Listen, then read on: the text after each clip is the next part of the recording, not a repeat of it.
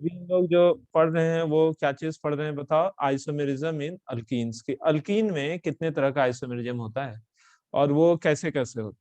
Isomerism in alkyne, alkyne में कितने तरह का आइसोमेरिज्म होता है और वो कैसे होता है, उन्हीं चीजों को हम लोग एक एक करके देख रहे हैं। क्लियर है ना? हम लोग देख रहे हैं अल्कीन में कौन कौन सा वाला आइसोमेरिज्म होता है और वो कितने तरह से होता है। तो एक एक करके हम लोग सारे आइसोमेरिज्म के बारे में देखते हैं।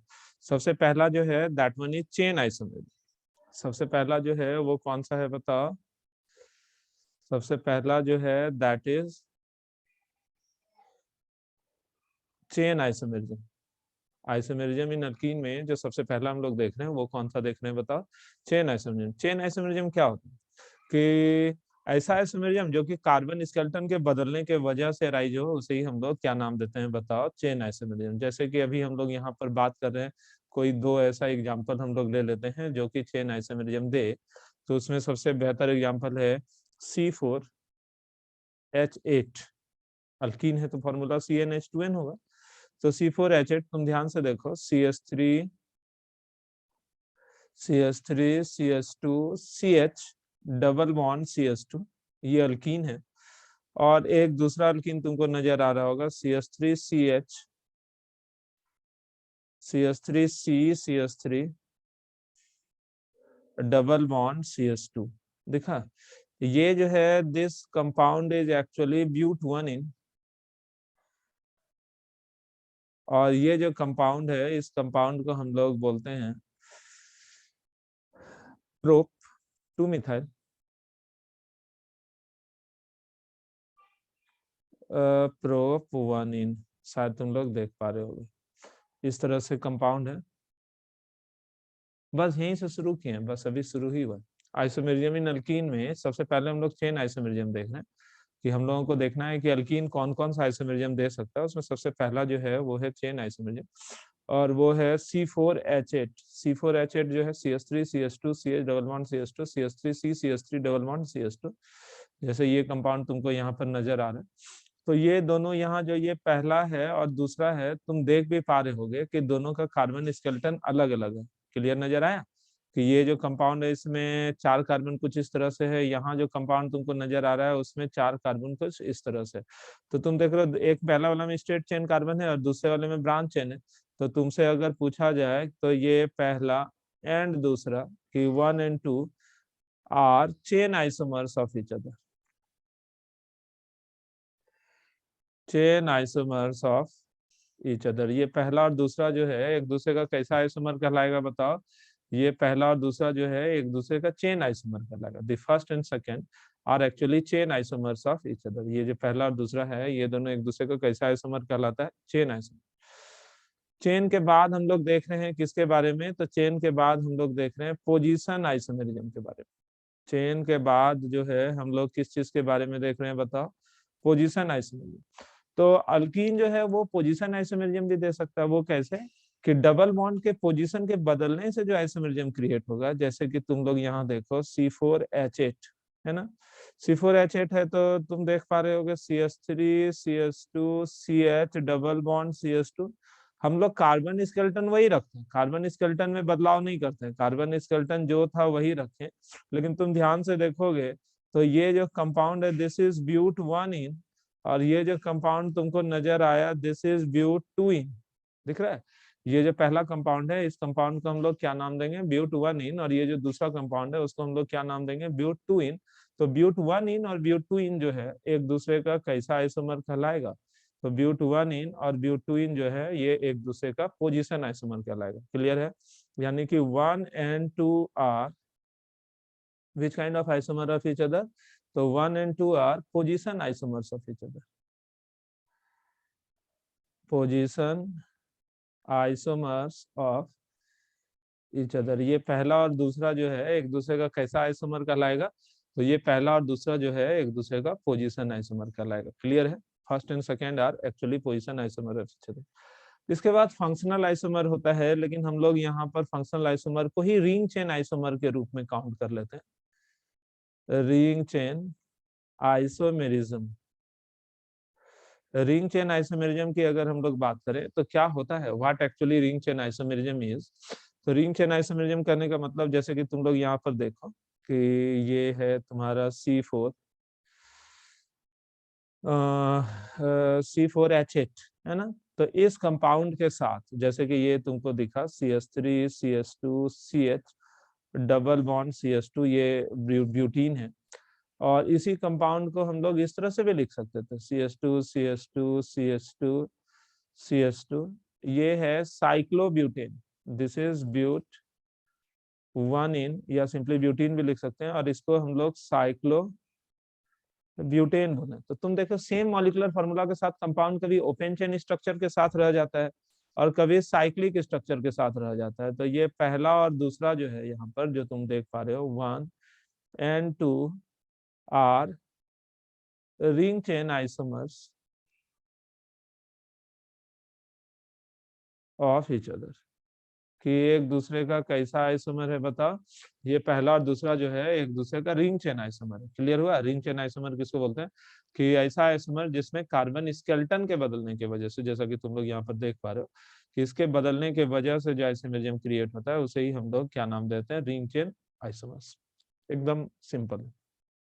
ये पहला और दूसरा जो है, नहीं सेकेंड वाले में डबल बॉन्ड कैसे होगा, क्योंकि डिग्री ऑफ अनसैचुरेशन बताया था ना, इसका डिग्री ऑफ अनसैचुरेशन 1 है। डिग्री ऑफ अनसैचुरेशन क्या होता है कि या तो नंबर ऑफ पाई बॉन्ड या तो number of ring, number of pi bond या तो नंबर ऑफ रिंग, और डिग्री ऑफ अनसैचुरेशन तो नहीं ना बदलेगा क्योंकि मॉलिक्यूलर फार्मूला सेम। ठीक। रिंग चेन आइसोमेरिज्म हो गया, पोजीशन हो गया, फंक्शनल हो गया, मेटामेरिज्म और टॉटोमेरिज्म तो ये देगा नहीं। इसके बाद जो अगला हिस्सा होता है वो हो जाता है तुम्हारा तीसरा के बाद चौथा, वो है ज्योमेट्रिकल आइसोमेरिज्म। ठीक है। चौथा जो हम लोग देख रहे हैं that is geometrical isomerism. Geometrical isomerism होता क्या है कि डबल बॉन्ड के वजह से जो relative position of the group जो है वो बदले तो उसे ही हम लोग क्या नाम दे देंगे बताओ, ज्योमेट्रिकल आइसोमेरिज्म। जैसे कि तुम लोग यहाँ पर देखो ये है अपना जैसा कि तुम लोग यहाँ भी देख पा रहे हो कि ये है अपना CH3CH डबल बॉन्ड CH3H देखा, CH3 डबल बॉन्ड CH3CH3CH3H ये कंपाउंड है।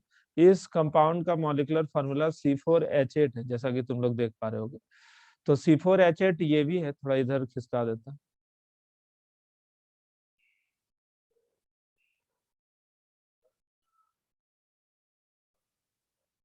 ठीक है। तो ये जो तुम कंपाउंड देख पाए ये कंपाउंड जो है दिस इज C4H8। इसमें दोनों मिथाइल ग्रुप सेम साइड है। हम लोग एक फॉर्मूला ऐसा भी लिख सकते हैं, एक स्ट्रक्चर हम लोग ऐसा भी लिख सकते हैं जिसमें दोनों मिथाइल ग्रुप अपोजिट डायरेक्शन में, जैसा कि तुम लोग यहाँ भी देख पा रहे हो। ये जो कंपाउंड है this is actually but 2 ene और this is actually but 2 ene also. दोनों का दोनों सेम ही है, लेकिन अंतर क्या है भाई दोनों में। देखो इसमें जो है मिथाइल ग्रुप और ये मिथाइल ग्रुप, दोनों मिथाइल ग्रुप सेम साइड है।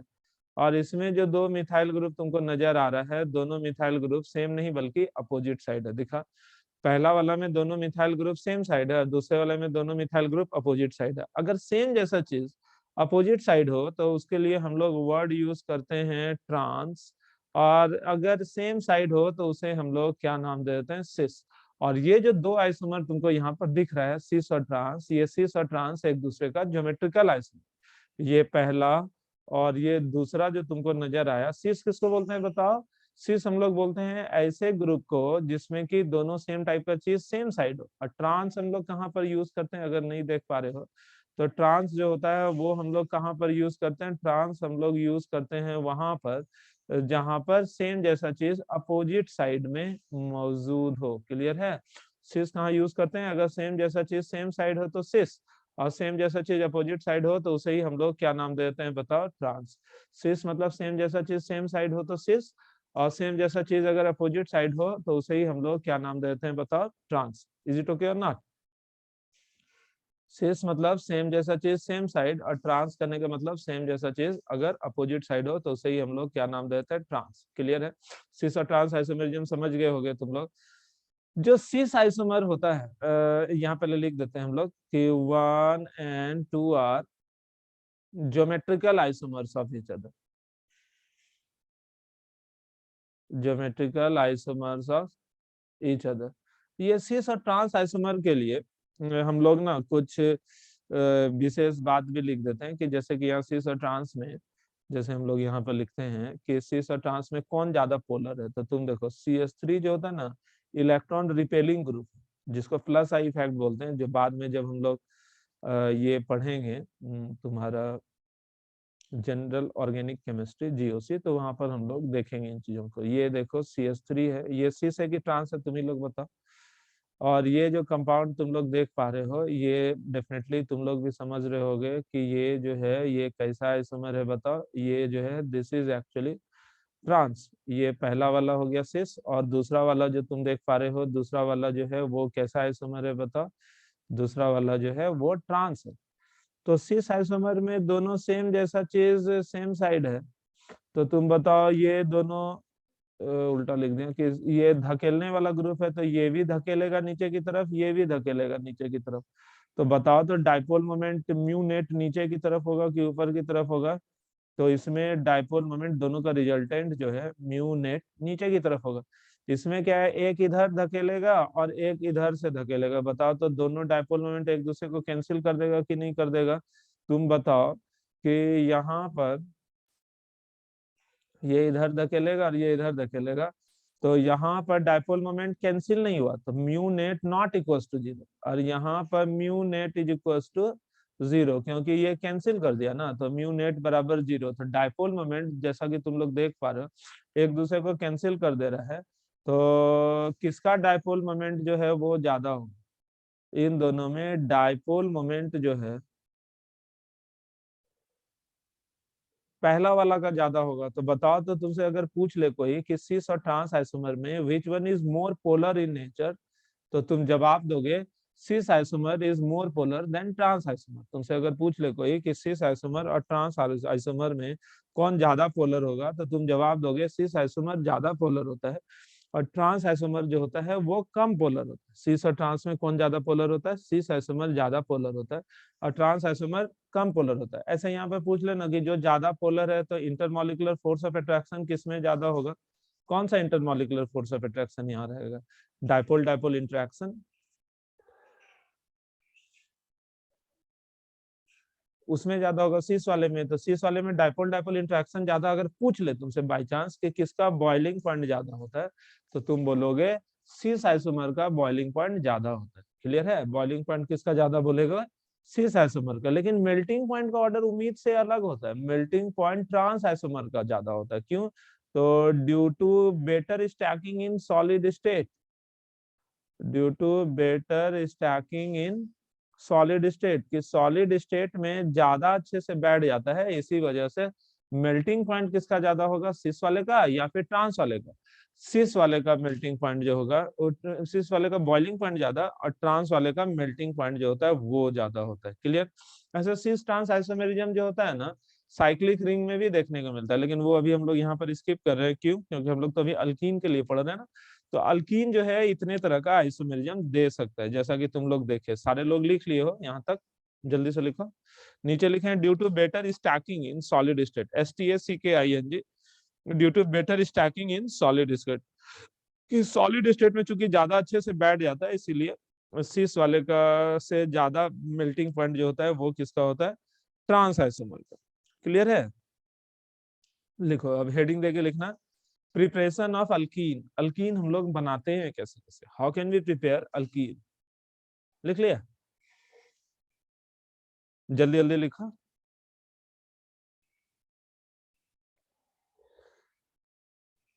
जल्दी जल्दी लिखा।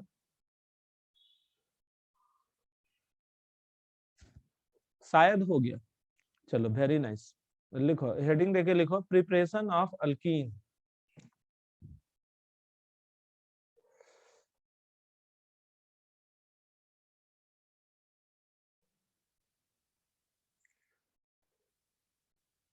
Preparation of alkyne. अल्कीन जो होता है वो दरअसल हम लोग कैसे कैसे बनाते हैं, how can we prepare alkene, different kind of alkene, कि अल्कीन जो होता है वो दरअसल हम लोग कैसे कैसे बनाते हैं, उन्हीं चीजों के बारे में हम लोग यहाँ पर देख रहे हैं। क्लियर है? हम लोग किसके बारे में बात कर रहे हैं? प्रिपरेशन ऑफ अल्कीन, की अल्कीन जो होता है वो हम लोग कैसे कैसे बनाते हैं। तो अल्कीन बनाना एकदम सिंपल सा काम होता है। अल्कीन हम लोग कैसे कैसे बनाते हैं, how can we prepare alkene. तो एकदम आसान और सिंपलेस्ट तरीके से हम लोग अल्कीन बनाते हैं। और अल्कीन बनाने का तरीका होता है, एक एक करके हम लोग देखते हैं। फ्रॉम हैलो अल्केन्स,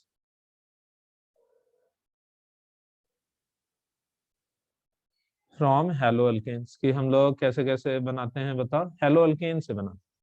सबसे पहला तरीका जो है अल्कीन बनाने का, वो कहाँ से बनाते हैं, किस चीज से हम लोग बनाते हैं, फ्रॉम हैलो अल्केन्स की हैलो अल्केन से बनाते हैं। तो हैलो अल्केन से बनाने के लिए हम लोगों को क्या करना होता है, जब भी हम लोग हैलो अल्केन से अल्कीन बनाते हैं तो करते क्या है कि कोई भी अल्काइल हैलाइड है, ध्यान से देखो, ये है अपने पास CH3 CH2Cl, इसको हम लोग सम स्पेसिफिक डिहाइड्रोजनेटिंग एजेंट के साथ हम लोग ट्रीट करते हैं। और वो सम स्पेसिफिक डिहाइड्रोजनेटिंग एजेंट में से सबसे मुख्य जो होता है वो होता है अल्कोहलिक KOH। तुम अल्कोहलिक NaOH भी ले सकते हो, तुम सोडामाइड भी ले सकते हो, NaNH2 एटसेट्रा, ऐसा बहुत सारा रिएजेंट ले सकते हैं। इनमें से कोई भी, और है सब में लगा हुआ, इनमें से कोई भी एक लोगे तो यहाँ से एक हाइड्रोजन निकलता है और यहाँ से एक क्लोरीन निकलता है। तो देखो तो क्या निकल गया, HCl निकल गया, जैसा कि तुम देखे। और HCl जो निकल के यहाँ से CH2 और यहाँ CH2, तो क्या बना लिया बताओ, CH2 सिंगल बॉन्ड CH2। कैसे हो गया पता चला, यहाँ से CH3 में से एक हाइड्रोजन निकाल दिया और CH2 में से एक क्लोरीन निकाल दिया। तो बताओ, तो ऐसा बना ना। तो तुमसे ऐसा बन चुका। तो अब तुमसे अगर हम पूछेंगे कि यहाँ पर एक एक वैलेंसी बच गया, तो डबल बॉन्ड यहाँ बन जाएगा कि नहीं बन जाएगा बताओ, तो अल्कीन बना। और जो तुम KOH वेच लिए हो वो KOH इस HCl के साथ रिएक्ट कर जाएगा, जैसे कि अभी हम दिखा रहे हैं तुमको। जैसे कि ये जो कंपाउंड है CH3CH CH3 दिखा, और यहाँ पर क्लोरीन तुमको नजर आ रहा है। जैसे हम लोग इसको अल्कोहलिक KOH के साथ ट्रीट करेंगे तो अल्कोहलिक KOH क्या करेगा, एक जगह से H और एक जगह से Cl निकाल देगा, एक जगह से H निकाल देगा, एक जगह से Cl, H और Cl निकल गया तो बताओ तो क्या बन जाएगा, CH3CH डबल बॉन्ड CH2 और प्लस KCl और प्लस H2O। कि KCl प्लस H2O कहाँ से बना, वो KH जो तुम लिए थे और HCl ये रिलीज हुआ, तो KOH और HCl आपस में रिएक्ट करेगा तो क्या बन जाएगा, KCl और plus H2O, acid base reaction है ना। और भी हम लोग एक दो करते हैं कि ये हर जगह तुम देख रहे होगे अल्कीन बन रहा है, जैसे CH3 CH2 CH CH2 CH3 दिखा, और यहाँ पर है Cl। इसको जैसे तुम लोग अल्कोहलिक KOH के साथ ट्रीट करते हो, अल्कोहलिक KOH के साथ ट्रीट करने पर ये क्या चीज बन जाएगा, CH3, दोनों में किसी साइड से H निकाल सकते हैं, एक जगह से H और एक जगह से Cl निकाल लिए, दोनों तरफ में कहीं से निकालोगे सेम ही प्रोडक्ट बनेगा। ठीक है, जैसे कि और भी हम लोग एग्जांपल देखते हैं। एग्जांपल बहुत ज्यादा इसलिए देते हैं कि चीजों को तुम लोग बेहतर समझ सको। जैसे ये है, इसको अगर तुम अल्कोहलिक KOH के साथ ट्रीट करोगे तो बताओ तो यहाँ से मान लो H निकल गया, यहाँ से Cl निकल गया, HCl निकल गया, तो बताओ तो बीच में डबल बॉन्ड बन गया ना। और KOH और HCl मिलकर क्या चीज बना लेगा, KCl और प्लस H2O, है ना। KCl और दिख गया होगा, इस तरह से अल्कीन बन रहा है। लेकिन यहाँ पर जितना भी एग्जाम्पल दिए ना, उसमें हम जानबूझकर ऐसा एग्जाम्पल दिए थे कि तुम क्लोरीन निकालने के बाद हाइड्रोजन चाहे यहाँ से निकालो कि यहाँ से निकालो, बात बराबर होगा। यहाँ पर से अगर हाइड्रोजन निकालोगे तो ये प्रोडक्ट बनेगा, और यहाँ से हाइड्रोजन निकालोगे तो ये प्रोडक्ट बन जाता है। तो बताओ तो दोनों में कोई अंतर है क्या, दोनों तो एक ही है कि अलग है, या तो इधर से हाइड्रोजन निकालेंगे या तो इधर से हाइड्रोजन निकालेंगे। हाइड्रोजन दोनों में से हम लोग किसी साइड से निकाल सकते थे, मतलब इसमें कोई अंतर पड़ता कि नहीं पड़ता, नहीं पड़ता, समझे बात को। लेकिन अगर हम लोग बात करें किस चीज की, अगर हम लोग बात करें ऐसे कंपाउंड की जिसमें दोनों साइड से हाइड्रोजन निकालने में अलग अलग तरह का प्रोडक्ट बने, देखो ध्यान से देखना, यहाँ पर क्लोरीन है तो क्लोरीन तो यहाँ से हम लोग निकाल लेंगे, लेकिन हाइड्रोजन या तो यहाँ से निकालेंगे या तो यहाँ से निकालेंगे। एक जगह से H निकलता है और एक जगह से क्या निकलता है बताओ, Cl। तो तुम बताओ, इसको जब तुम लोग अल्कोहलिक KOH के साथ ट्रीट करोगे तो क्लोरीन तो यहाँ से भाई साहब निकाल दो, लेकिन हाइड्रोजन या तो यहाँ से निकालोगे या तो यहाँ से निकालोगे। देखो तो क्या बनेगा, CH3CH, इस जगह से हाइड्रोजन अगर निकालते हैं तो क्या होगा, डबल बॉन्ड इधर बन जाएगा CH है ना।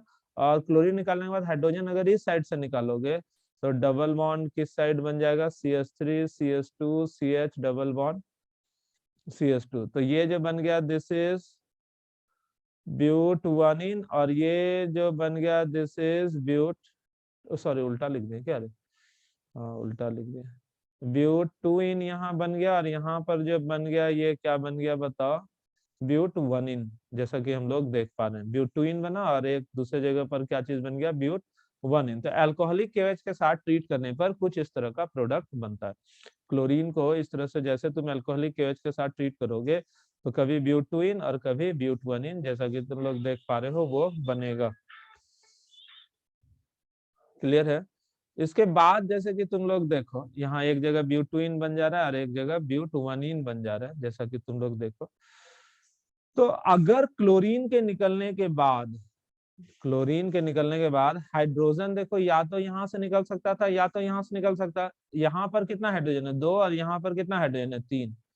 क्लोरीन के निकलने के बाद अगर हाइड्रोजन उस जगह से निकले जहां पर ज्यादा हाइड्रोजन, क्लोरीन के निकलने के बाद हाइड्रोजन अगर उस जगह से निकले जहां पर ज्यादा हाइड्रोजन है यहाँ से, तो उसको हम लोग बोलते हैं हॉफमैन्स प्रोडक्ट। याद रहेगा, उसको हम लोग क्या नाम देते हैं बताओ, हॉफमैन्स प्रोडक्ट। और क्लोरीन के निकलने के बाद हाइड्रोजन उस जगह से निकले जहां पर कम हाइड्रोजन है, तो उसको हम लोग नाम देते हैं सिरजेफ प्रोडक्ट। क्लियर है। एक को हम लोग क्या नाम देते हैं, हॉफमैन्स प्रोडक्ट, और एक को हम लोग क्या नाम देते हैं बताओ, सिरजेफ प्रोडक्ट। हॉफमैन प्रोडक्ट जो होता है that is actually minor product, और सिरजेफ प्रोडक्ट जो होता है this is major product. Major और माइनर में ये अंतर होता है कि मेजर प्रोडक्ट मतलब ये ज्यादा मात्रा में बनेगा, और माइनर प्रोडक्ट बोलने से क्या मतलब जाता है बताओ, ये कम मात्रा में बनेगा। मेजर प्रोडक्ट बोलने से क्या मतलब जाता है, वो ज्यादा मात्रा में बनेगा, और माइनर प्रोडक्ट बोलने से क्या मतलब जाता है बताओ, कि वो कम मात्रा में बनेगा। तो यही अंतर होता है मेजर प्रोडक्ट और माइनर प्रोडक्ट में। क्लियर है कि ये सब कुछ था। ये पहला मेथड था, ये जो था क्या चीज से हम लोग बनाते थे, हेलो अल्केन से। यहाँ पर तुमसे पूछेगा ना कि अल्काइल आयोडाइड भी हो सकता है, हेलो अल्केन हर जगह हम लोग क्लोरीन लिए हैं, अल्काइल आयोडाइड है हर जगह हम लोग क्या लिए हैं, क्लोरीन लिए हैं। लेकिन क्लोरीन के बजाय RBr भी हो सकता है, RCl भी हो सकता है ना। तो तुमको बोलेंगे कि इनमें से ये सारा का सारा एलिमिनेशन रिएक्शन है, ये जितना भी रिएक्शन देख रहे हो ना इसमें समथिंग निकल रहा है ना। तुम गौर किए शुरू में HCl निकल जा रहा है, तो HCl निकल जा रहा है तो ये किस कैटेगरी का रिएक्शन कहलाएगा बताओ, ये सब का सब एलिमिनेशन रिएक्शन ही कहलाएगा। ये जितना भी रिएक्शन तुम देख पा रहे हो ये सारा का सारा रिएक्शन कौन सा रिएक्शन कहलाएगा बताओ, एलिमिनेशन रिएक्शन ही कहलाएगा। तो तुम यहाँ देखो RI RCl और RBr जो तुमको दिखा, इनमें एलिमिनेशन, चांसेस ऑफ एलिमिनेशन किसमें सबसे ज्यादा होगा बताओगे। यदि तुमसे पूछा जाए इन सबों में सबसे ज्यादा एलिमिनेशन रिएक्शन जो है वो किसमें होगा, तो RI में सबसे ज्यादा, तब RBr में, और तब जाकर RCl में। क्लियर है। इसी तरह से जैसे हम तुमसे बात करें कि 3 डिग्री है, जैसे ये CH3 CH sorry CH3 CH3 CH3 Cl, ये रहता मान लो ये 3 डिग्री है। CH3 CH CH3 Cl ये मान लो 2 डिग्री है। और रहता CH3 CH2 Cl, ये है 0 डिग्री, जैसा कि तुम लोग दिखा। तो ये जो तुमको नजर आया this is actually 3 degree, this is 2 degree and this one is 1 degree. तो इन तीनों में अगर हम तुमसे पूछें 3 डिग्री 2 डिग्री और 1 डिग्री में, तो एलिमिनेशन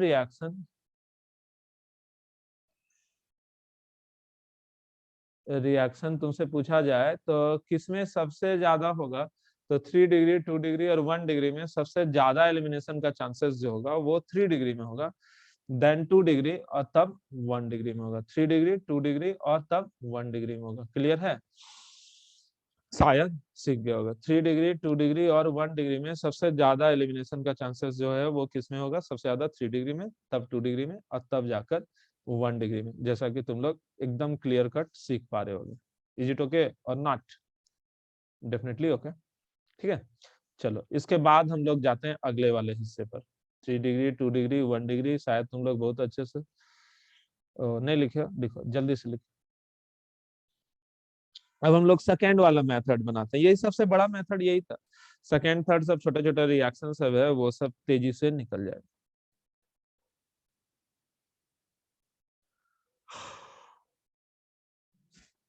हो गया, जल्दी जल्दी लिखो।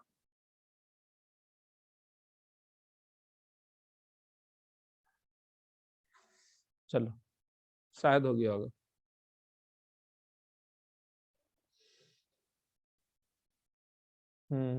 हो गया ना। चलो दूसरा,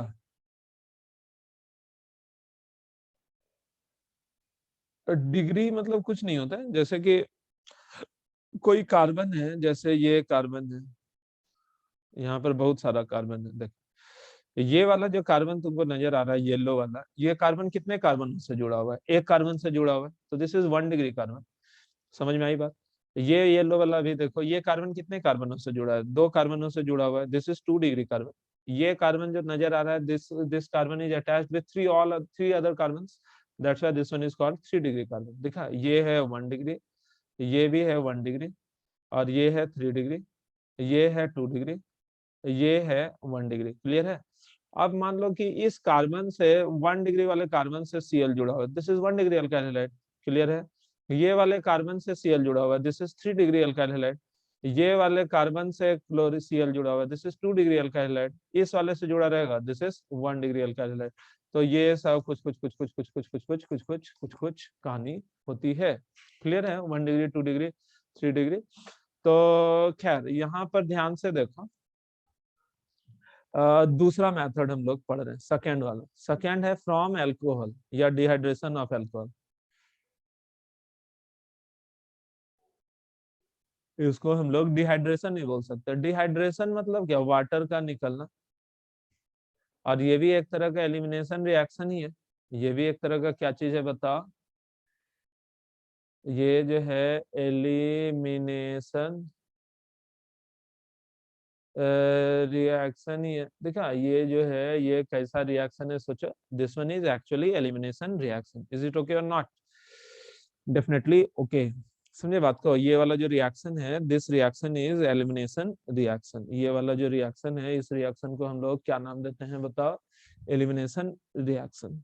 क्लियर है? क्या होता है एलिमिनेशन रिएक्शन? तो एलिमिनेशन रिएक्शन कहने का मतलब होता है तात्पर्य। एलिमिनेशन रिएक्शन कहने का क्या क्या तात्पर्य होता है? व्हाट इज द तात्पर्य ऑफ एलिमिनेशन रिएक्शन? सर हमारे यहाँ जॉम्बी अटैक हुआ है कोरिया में। अरे जॉम्बी अटैक हो गया कोरिया में, मार दो एटम बम। किम जॉन यूंग। देखो, फ्रॉम अल्कोहल्स के अल्कोहल जो होता है वो कोरिया में हो। ओ अच्छा, मार दिए, मर गया सब, बट हम ही गिर गए। अरे वो किम जॉन यूंग है, किम जॉन यूंग। हम ही से असर होगा, हम ही पे असर होगा। क्या करो, काम चलाओ। तुम पर कहाँ कोई चीज का असर होता है? बच के रहिएगा सर। Okay okay. चलो देखो, यहाँ ध्यान से देखो, डिहाइड्रेशन ऑफ एल्कोहल।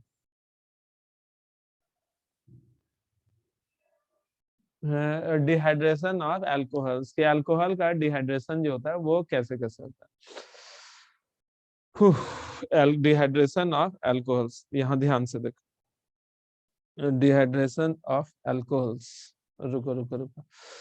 तो जब भी हम लोग किसी भी अल्कोहल को कॉन्सेंट्रेटेड H2SO4 के साथ, जैसे ये तुम लोग देख पा रहे होगा CH3CH2OH, ये क्या चीज है? This is actually alcohol. और इसको किस चीज के साथ तुम ट्रीट कर रहे हो? इसको तुम ट्रीट कर रहे हो कॉन्क H2SO4 के साथ। क्या चीज के साथ ट्रीट कर रहे हो? This will be treated with concentrated H2SO4। जब भी हम लोग इसको ट्रीट करते हैं किस चीज के साथ? कॉन्सेंट्रेटेड H2SO4 के साथ ट्रीट करते हो, तो क्या होता है? एक जगह से हाइड्रोजन और एक जगह से OH निकल जाता है, जैसा कि तुम लोग देख रहे हो। इस जगह से मान लो हाइड्रोजन निकाल दिया, इस जगह से OH निकाल दिया, एक जगह से H और एक जगह से OH निकल गया, तो वाटर निकला कि नहीं निकला? तो वाटर निकला, तो यहाँ पर बन क्या जाएगा प्यारे बच्चों? CH2 डबल बॉन्ड CH2 और प्लस H2O। क्लियर है? जैसे कि तुम लोग यहाँ देखो कि ये कोई कंपाउंड है CH3CH CH3, यहाँ पर OH के साथ यहाँ कॉन्क H2SO4 या फिर कॉन्क H3PO4 भी ले सकते हो, याद रखना। और 200 से 300 डिग्री सेल्सियस कॉन्क H2SO4 या फिर कॉन्सेंट्रेटेड H3PO4। अल्कोहल है सर नीचे लिखा, हाँ वो अल्कोहल है नीचे लिखा। तो इसको जैसे तुम कॉन्सेंट्रेटेड H2SO4 के साथ ट्रीट करते हो, इसको क्या चीज के साथ ट्रीट करते हो बताओ, कॉन्सेंट्रेटेड H2SO4 के साथ, तो क्या होगा, लगभग 200 डिग्री सेल्सियस पे मान लो इसको गर्म करते हैं, तो एक जगह से OH और एक जगह से H निकल जाएगा। तो बताओ एक जगह से OH और एक जगह से H निकला तो CH3 CH double bond CH2 और प्लस H2O। ठीक है, और भी करते हैं, जैसे कि ये है तुम्हारा OH, दिख गया क्या तुम लोगों को? इसको H3PO4 के साथ हम लोग गर्म किए, H3PO4 के साथ गर्म किए, तो एक जगह से OH निकल गया और एक जगह से H निकल गया, तो बीच में अल्कीन बन गया ना, और साथ में क्या चीज निकल जाएगा, H2। दरअसल ये कॉन्क H2SO4, कॉन्क H3PO4 ये सब स्ट्रॉन्ग डिहाइड्रेटिंग एजेंट है। डिहाइड्रेटिंग एजेंट मतलब समथिंग से वाटर निकाल देता है, तो जैसे समथिंग से वाटर निकाल देगा तो डिहाइड्रेशन के बाद किस चीज का बनना हो जाएगा प्यारे बच्चों, तो अल्कीन का बनना हो जाएगा, है ना। जैसे कि ये देखो तुम लोग ध्यान से, यहाँ पर OH है, इसको तुम कॉन्क H2SO4 के साथ, कॉन्सेंट्रेटेड तो हर जगह है याद रखना, कॉन्सेंट्रेटेड H2SO4 के साथ जैसे गर्म करोगे तो क्या होगा, एक जगह से OH और एक जगह से H निकल गया, तो क्या बन गया, अल्कीन बन गया। वाटर बाई प्रोडक्ट है, वो तुम चाहो तो लिख भी सकते हो या नहीं भी लिख सकते हो। तुम गौर से देखो ऊपर में हम जितना भी एग्जाम्पल दिए हैं ना, उन सारे एग्जाम्पल्स में ये खासियत है, ऊपर में हम जितना भी एग्जाम्पल दिए हैं उन सारे एग्जाम्पल्स में ये खासियत है। क्या खासियत है भाई साहब, तो उन सारे एग्जाम्पल में ये खासियत है कि OH निकलने के बाद H चाहे तुम यहाँ से निकालो कि यहाँ से निकालो बराबरे प्रोडक्ट बनेगा, OH निकलने के बाद H चाहे तुम यहाँ से निकालो कि यहाँ से निकालो बराबरे प्रोडक्ट बनेगा। मतलब कि हम जानबूझ के ऐसा एग्जांपल दिए थे जिसमें दोनों जगह से मतलब अगल या बगल से H निकलेगा तो प्रोडक्ट में कोई तब्दीली नहीं आएगा। लेकिन इस वाले में देखो OH यहाँ से निकला तो H या तो यहाँ से निकलेगा या तो यहाँ से निकलेगा, तो दोनों जगह अलग अलग जगह से निकलेगा तो प्रोडक्ट अलग अलग बनेगा। मान लो OH निकलने के बाद H यहाँ से निकला, तो H यहाँ से निकला तो क्या प्रोडक्ट बनेगा बताओ, CH3 CH double bond CH CH3। और OH निकलने के बाद H मानो यहाँ से निकला इस बगल वाले से, तो इस बगल वाले से निकला तो क्या बन जाएगा, डबल बॉन्ड तो इस साइड चला जाएगा ना, CH2 CH double bond CH2। हम सिखाए थे OH निकलने के बाद OH यहाँ से निकलता है तो H यहाँ से निकल सकता है या तो यहाँ से, यहाँ पर 2 कार्बन है, यहाँ 2 हाइड्रोजन है, यहाँ 3 हाइड्रोजन। जहां ज्यादा हाइड्रोजन है वहां से H निकले तो उसको बोलते हैं हॉफमैन, और जहां कम हाइड्रोजन है वहां से हाइड्रोजन निकले तो उसको बोलते हैं सेडजेफ। नाम है साइंटिस्ट के नाम के आधार पर। तो बताओ तो इस वाले में यहाँ से निकला है पहला वाले में, मतलब जहाँ कम हाइड्रोजन है तो उसको हम लोग क्या नाम दे देंगे बताओ, सेडजेफ प्रोडक्ट। और जहां से ज्यादा हाइड्रोजन है वहां से निकला तो इस वाले प्रोडक्ट को हम लोग क्या नाम दे देंगे प्यारे बच्चों, हॉफमैन्स प्रोडक्ट। तो बताओ तो कौन मेजर होता था, अभी हम कुछ देर पहले बताए थे, सेडजेफ मेजर होता है, मतलब वो ज्यादा मात्रा में बनता है और माइनर थोड़ा बहुत बनता है, इसलिए ये माइनर प्रोडक्ट काउंट होगा। क्लियर है। इसके बाद हम लोग देख रहे हैं बाय यूजिंग विसिनल डाइहैलाइड। तीसरा लिख लिया, यहाँ तक लिखो, जल्दी जल्दी लिखो, जिसका नहीं हुआ है जल्दी लिखो, फिर वापस आओ, तुरंत से आओ, जल्दी से वापस आओ, फिर हम लोग तीसरा मेथड पढ़ते हैं। ओके, तुरंत से वापस आ जाओ।